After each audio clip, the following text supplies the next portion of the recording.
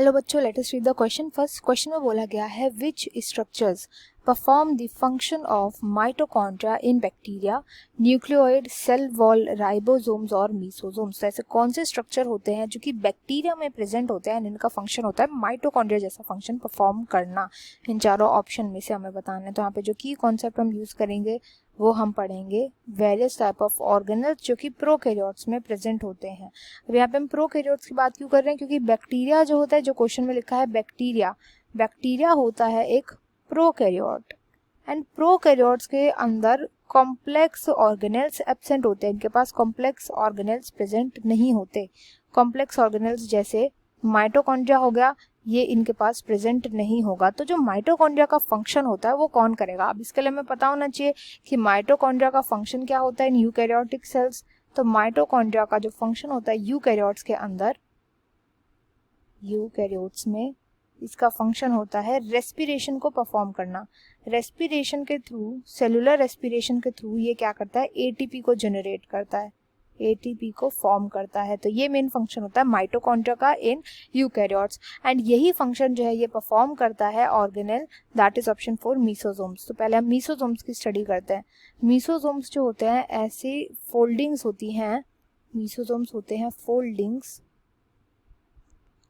Foldings जो कि plasma membrane से बनी होती है। फोल्डिंग्स प्लाज्मा मेम्ब्रेन से फोल्डिंग्स बनी होती है। अब इन्हीं फोल्डिंग्स के अंदर बहुत सारे टाइप्स ऑफ एंजाइम्स प्रेजेंट होते हैं, एंड इन एंजाइम्स के वेरियस फंक्शन होते हैं। जैसे कि सबसे पहले तो ये सेलुलर रेस्पिरेशन में हेल्प करते हैं, बैक्टीरिया की रेस्पिरेशन करके एटीपी को जनरेट करते हैं। नेक्स्ट मीसोसोम का फंक्शन होता है डीएनए के रेप्लिकेशन में हेल्प करना। जब डीएनए का रेप्लिकेशन होता है सेल के अंदर तो वो भी मीसोसोम्स के थ्रू ही होता है, मीसोसोम्स हेल्प करते हैं।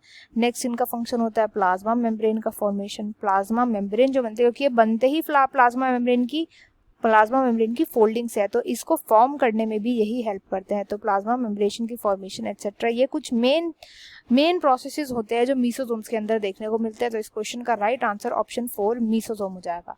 बात करते हैं दूसरे स्ट्रक्चर्स की जो यहाँ पे लिखे हैं। तो एक स्ट्रक्चर यहाँ पे लिखा है न्यूक्लियोइड। न्यूक्लियोइड जो होता है, अब ये किससे बना है, न्यूक्लियस से बना है। इसका मतलब ये न्यूक्लियस जैसा फंक्शन करता होगा। तो न्यूक्लियोइड जो होता है ये वो एरिया होता है जहाँ पर डीएनए प्रेजेंट होता है। साइटोप्लाज्म में ही प्रेजेंट होता है इनका डीएनए, बट साइटोप्लाज्म में ही डेंस एरिया होता है जहाँ पर इनका डीएनए होता है प्रेजेंट, उनका बोलते हैं न्यूक्लियोइड।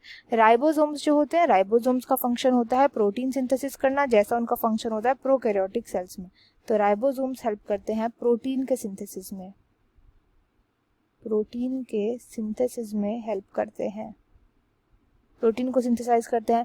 नेक्स्ट आता है सेल वॉल। तो सेल वॉल का भी सेम फंक्शन होता है जो होता है प्रोकैरियोट्स के अंदर। तो सेल वॉल का फंक्शन होता है प्रोटेक्शन प्रोवाइड करवाना बैक्टीरिया को, and rigidity and structure provide करवाना, रिजिडिटी एंड स्ट्रक्चर या शेप प्रोवाइड करवाना, ये फंक्शन होता है ऑफ cell wall. तो इस क्वेश्चन का right answer will be option 2 mesosomes. I hope you understood well. Best of luck and thank you.